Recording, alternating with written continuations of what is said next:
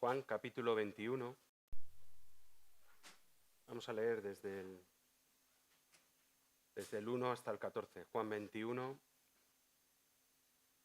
dice así: Después de esto, Jesús se manifestó otra vez a sus discípulos junto al mar de Tiberias y se manifestó de esta manera. Estaban juntos Simón Pedro, Tomás, llamado el Dídimo, Natanael, el de Caná de Galilea, los hijos de Zebedeo y otros 2 de sus discípulos. Simón Pedro les dijo: «Voy a pescar». Ellos le dijeron: «Vamos nosotros también contigo». Fueron y entraron en una barca y aquella noche no pescaron nada. Cuando ya iba amaneciendo, se presentó Jesús en la playa, mas los discípulos no sabían que era Jesús. Y les dijo: «Hijitos, ¿tenéis algo de comer?». Le respondieron: «No». Él les dijo: «Echad la red a la derecha de la barca y hallaréis». Entonces la echaron y ya no la podían sacar, por la gran cantidad de peces. Entonces aquel discípulo a quien Jesús amaba dijo a Pedro: «Es el Señor». Simón Pedro, cuando oyó que era el Señor, se ciñó la ropa, porque se había despojado de ella, y se echó al mar. Y los otros discípulos vinieron a la barca arrastrando la red de peces, pues no distaba de la tierra sino como 200 codos. Al descender a tierra, vieron brasas puestas y un pez encima de ellas, y pan. Jesús les dijo: «Traed de los peces que acabáis de pescar».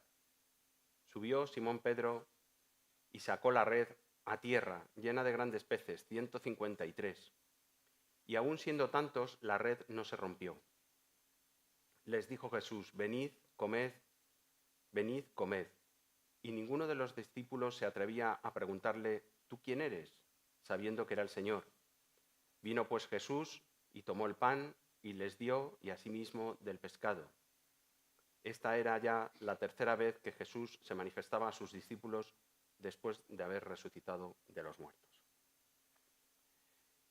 Si nos ponemos un poco en contexto, es importante, aunque ya lo sabemos, ¿no?, pero el Señor Jesús había sido entregado, había sido apresado,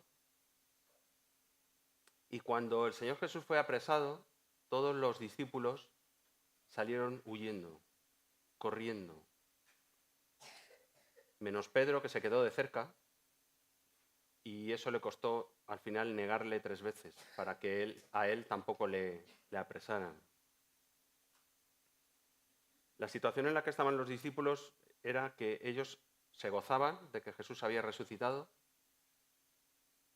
pero recordaban cómo habían fallado a su Señor, cómo habían salido corriendo de manera cobarde, y en el caso de Pedro, cómo le habían negado 3 veces.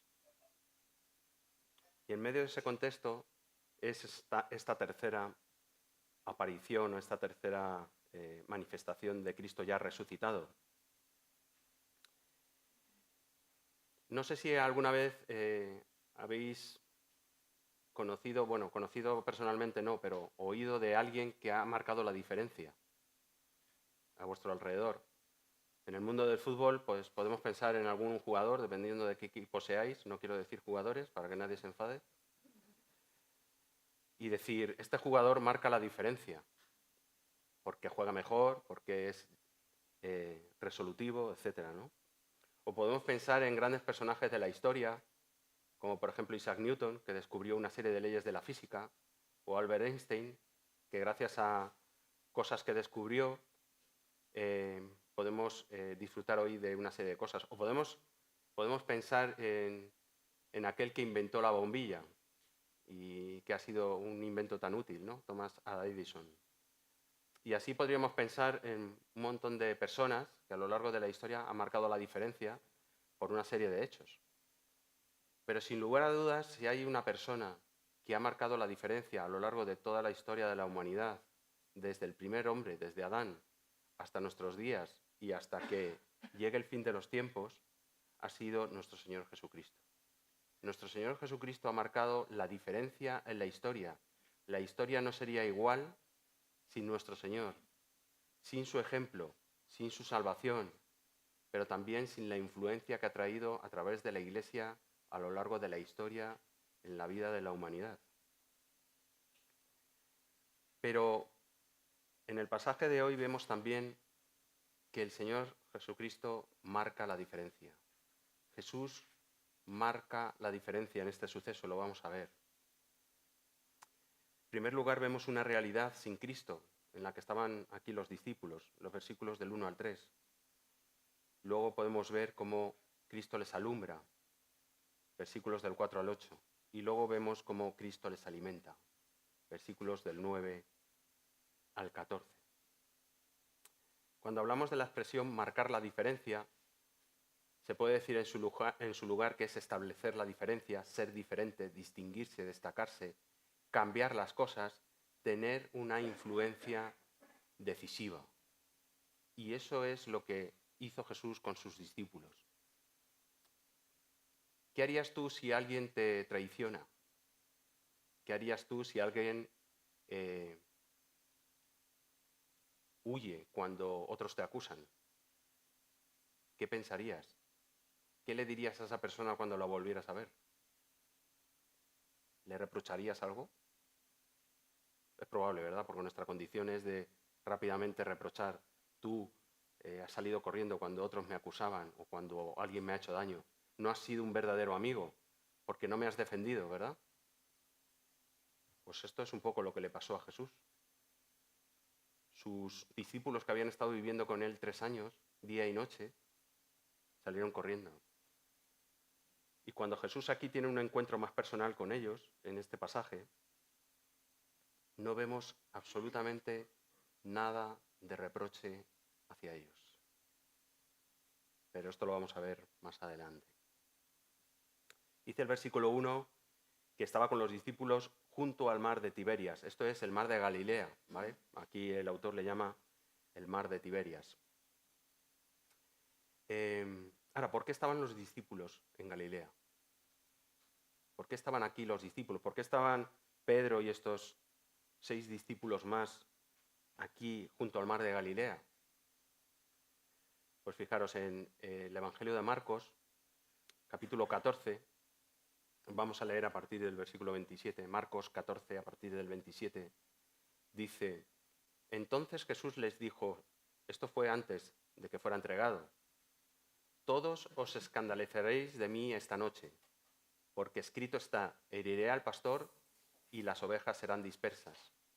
Pero después que haya resucitado, iré delante de vosotros a Galilea. Y en el versículo 10 dice, entonces Jesús les dijo, no temáis, id, dad las nuevas, esto es en Mateo 28. Mateo 28, versículo 10, cuando se aparece a las mujeres que han ido a la tumba, les dice a estas mujeres, no temáis, id, dad las nuevas a mis hermanos para que vayan a Galilea. Y en el versículo 16 de este mismo capítulo de Mateo dice, pero los 11 discípulos se fueron a Galilea, al monte donde Jesús les había ordenado.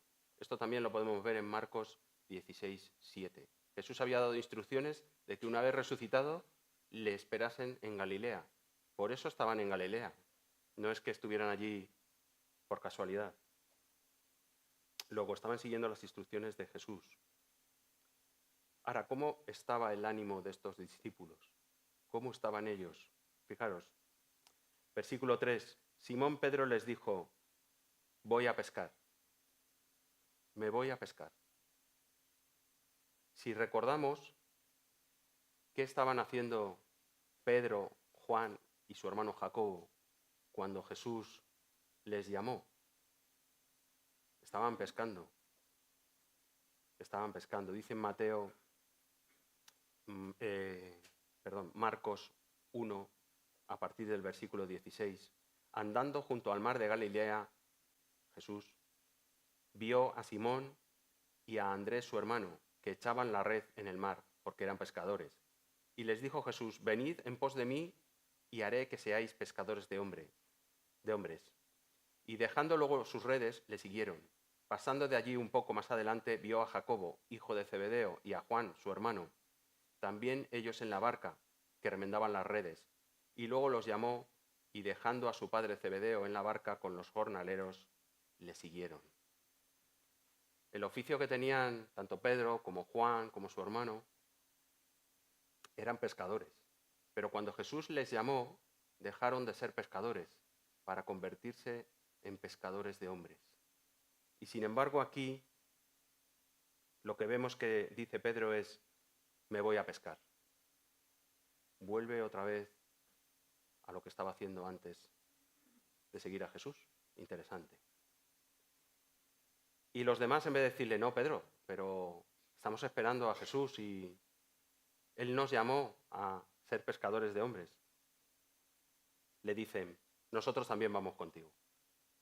Y entonces se meten en una barca y se van a pescar. No sé si alguna vez te has sentido fracasado delante del Señor. No sé si alguna vez has sentido que le has fallado. No sé si alguna vez incluso le has negado delante de otros. O no sé si alguna vez has tenido un tropiezo en tu vida y le has fallado. Creo que todos, ¿verdad? Todos hemos fallado, todos fallamos al Señor Jesús, todos. Igual que les había pasado aquí a sus discípulos. Y la tendencia natural cuando ocurre esto es desanimarnos, sentirnos fracasados e incluso volver atrás. Es algo muy humano, es algo muy común y también nos puede pasar a los creyentes. Así que entraron en la barca y aquella noche, después de toda la noche, no pescaron nada, absolutamente nada. No sé si alguna vez habéis pasado una noche en vela, seguro que sí. Pero imaginaros que esa noche en vela la pasáis en alta mar no, en un lago muy grande, que era el mar de Galilea, que es el mar de Galilea, un lago muy grande, donde si te metes adentro con una barquita, pues es como estar en medio de un océano. En medio de la noche que no se ve nada, con la incertidumbre que eso genera. Y además no pescaron nada. Es decir, de esta aventura que se lanzaron aquí estos discípulos, no sacaron absolutamente nada. Solo una noche de oscuridad. Así es nuestra vida sin Jesús. Una eterna noche de oscuridad.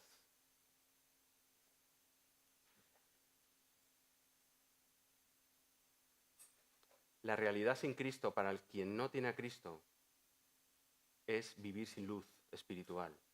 Y la realidad para el creyente, cuando nos alejamos de Cristo, es volver a los viejos rudimentos de lo que éramos. Sin embargo, el Señor no iba a permitir eso. Y el Señor no permite eso. Dice que cuando ya iba amaneciendo se presentó Jesús en la playa. Después de la oscuridad de la noche, la luz de este mundo iluminó a estos discípulos. Apareció como aparece el día. Y entonces Jesús estaba en la playa. Y estaba en la playa para recordarles algo. Es interesante, porque dice en el versículo 6, en el versículo 5 dice, hijitos, ¿tenéis algo de comer? Dice la versión de las Américas.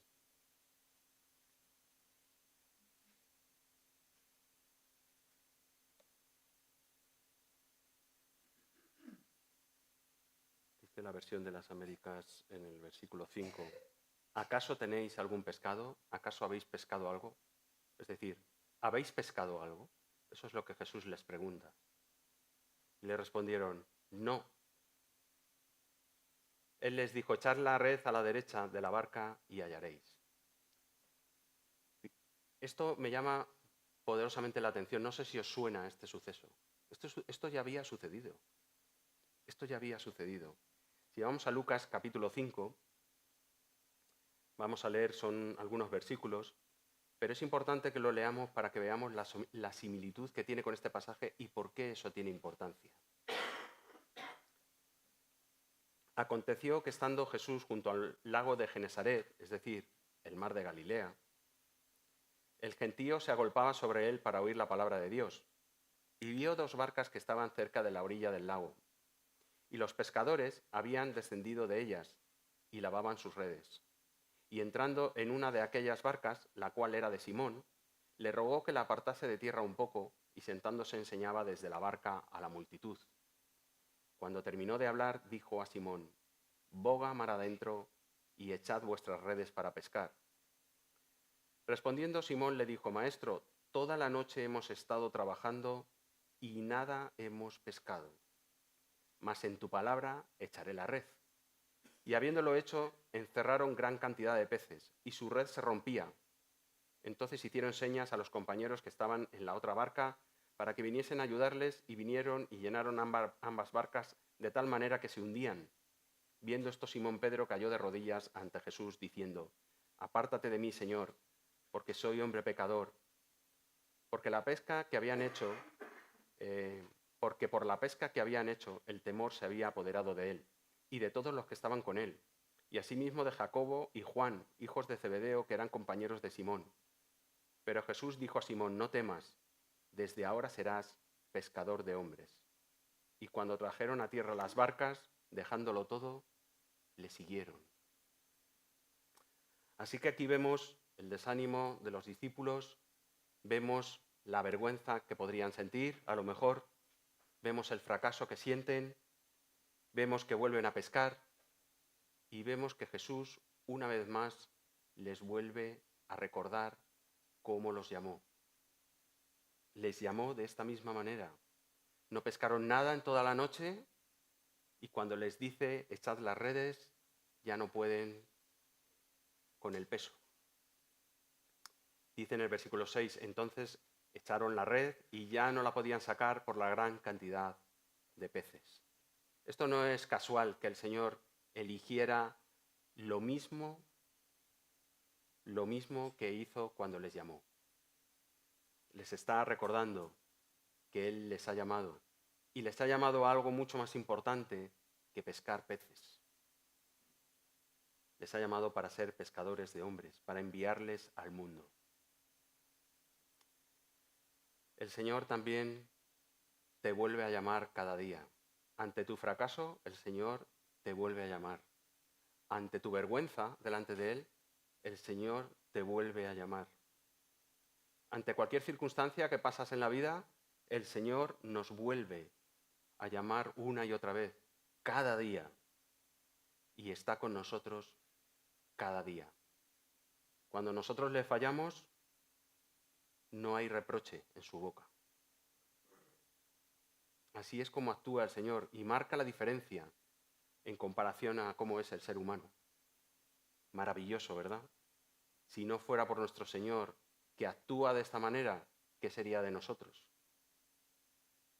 ¿De qué manera les recuerda aquí a los discípulos que Él está ahí y es la luz del mundo y está al control de todas las cosas? Hasta el punto de que les dice hacia qué lado de la barca tienen que echar la red, porque era ahí donde estaban los peces. El Señor es todopoderoso, es omnisciente, lo sabe todo, hasta el punto que sabía en qué momento iban a pasar un banco de peces y en qué lugar de la barca. Asombroso. Ese es el Señor Jesús. Lo sabe todo, absolutamente todo. Nada se le escapa. Y ese Señor Jesús, que nada se le escapa, tampoco se le escapaba cómo se sentían los discípulos y tampoco se le escapaba su misericordia, su amor, su perdón y su compasión, igual que no se le escapa con cada uno de nosotros. Maravilloso. Este es el hombre que marca la diferencia, una gran diferencia.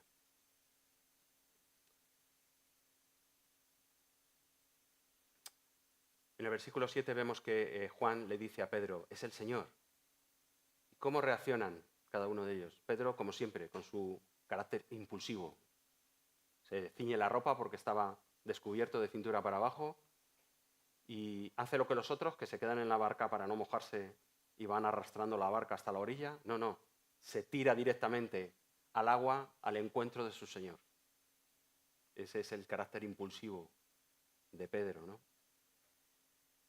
Y dice en el versículo 8 que los otros discípulos vinieron con la barca arrastrando la red de peces, pues no distaba de tierra sino como 200 codos, que son 100 metros. Así que llegaron a la orilla. Y aquí vemos cómo el Señor Jesús no solamente les recuerda cómo les llamó, el Señor Jesús no hay una palabra de reproche en su boca, el Señor Jesús en ningún momento les dice absolutamente nada que les pueda hacer sentir mal, aunque tenía motivos, sino que además les tiene preparado comida.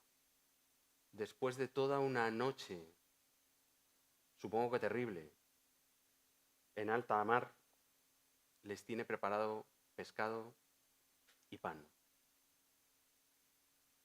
Al descender a tierra vieron brasas puestas y un pez encima de ellas y pan. Jesús no necesitaba de la pesca que ellos hubieran hecho, porque Jesús les podía dar el alimento que necesitaban. Jesús no necesitaba ir a una panadería a comprar el pan. Supongo que no había ido a una panadería, o sí, no lo sabemos, pero entiendo que no, porque él ya estaba resucitado. Era otro acto milagroso. Jesús nos da de comer cuando lo necesitamos. Cuando estamos en el peor momento, cuando nos sentimos fracasados, cuando nos sentimos humillados, cuando sentimos que le hemos fallado, Él nos trata de esta manera, sin reproches, con amor, con misericordia, con compasión, en cualquier situación. Pero no solamente esto, sino que nos da de su alimento. Nos da de su alimento. Había 153 peces, pero el Señor ya tenía preparados peces en las brasas para que comieran. Les tenía preparado y les dijo: venid y comed. Así es nuestro Señor con nosotros. Si nos fijamos en el contexto, vemos cómo después, además de no haber reproche, restaura a Pedro. Eso lo vamos a ver la semana que viene. ¿Pero cómo le restaura? ¿Con reproches? No. ¿Le recuerda que le negó 3 veces? De una manera indirecta, sí. Pero lo que le dice es: sígueme, sírveme. Ya, pero es que te he negado 3 veces. Tú sírveme y sígueme. Así es como el Señor nos restaura a nosotros en cada momento difícil, en cada momento de fracaso, en cada momento de dolor. Venid y comed. Ninguno de los discípulos se atrevía a preguntarle: ¿tú quién eres?, sabiendo que era el Señor. Vino pues Jesús y tomó el pan y les dio, y asimismo del pescado. Jesús es el que les dio de comer después de toda una noche de oscuridad. ¿Vemos el simbolismo que hay aquí? Después de cómo ellos se sentían, el Señor Jesús les dio de su alimento. Igual que a cada uno de nosotros nos da de su alimento. Y utiliza la Iglesia, utiliza la oración, utiliza su palabra, utiliza las circunstancias para hablarnos y para alimentarnos. Gloria a Dios, porque Él actúa así y marca la diferencia, sin lugar a dudas. Si tuviéramos que depender de una persona normal, ¿qué ocurriría? ¿Recibiríamos reproche? ¿Recibiríamos rencor? ¿Recibiríamos incluso venganza? ¿Recibiríamos todo su desprecio? ¿Recibiríamos el que no nos volviera a mirar ni a saludar? Esto es lo que suele ocurrir cuando hacemos algo indebido a alguien. Cuanto más grave sea, pues más se agravará todo esto. Sin embargo, nosotros somos culpables de la muerte del Señor Jesús. Somos culpables de que fuera traicionado. Nosotros mismos, con nuestro pecado, le traicionamos. Y sin embargo, Él nos restaura. Él nos da de comer. Él trae luz a nuestras vidas. Él cambia nuestras vidas y nos recuerda que nos llamó de las tinieblas a la luz admirable. Gloria a Dios. Gloria a Él. Así es. Vamos a ir a Juan, a este mismo libro, a palabras que dijo Jesús sobre sí mismo, sobre la importancia de su persona y de cómo Él marca la diferencia. Juan capítulo 6, y vamos a leer a partir del versículo 49.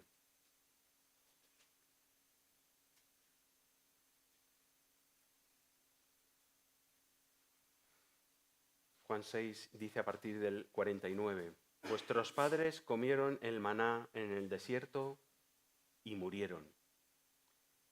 Este es el pan que desciende del cielo, para que el que de él come no muera.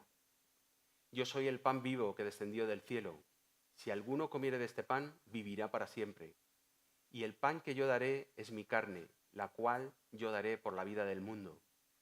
Entonces los judíos contendían entre sí diciendo, ¿cómo puede éste darnos a comer su carne?